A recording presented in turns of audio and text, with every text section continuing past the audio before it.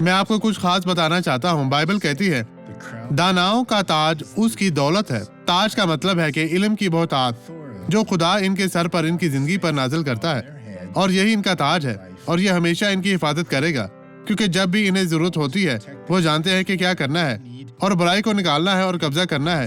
ان کی برکت سے یہ بھی کہتا ہے پر احمقوں کی حماقت عقل کی کمی.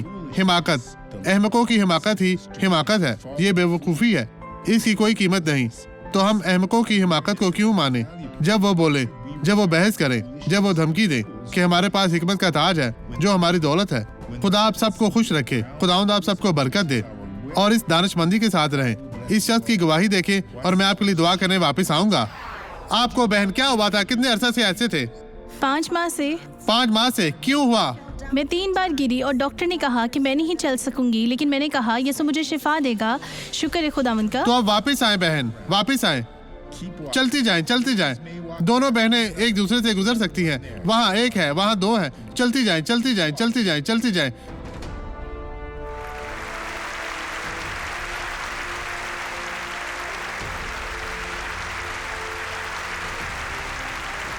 عزیزو وہ بھاگ سکتی ہے. آئے اب دعا کریں. باپ، میں ان تمام لوگوں کے لیے دعا کرنے آیا ہوں. میں ان تمام لوگوں کے لیے درخواست کرتا ہوں کہ تو ان تمام لوگوں کو برکت دے.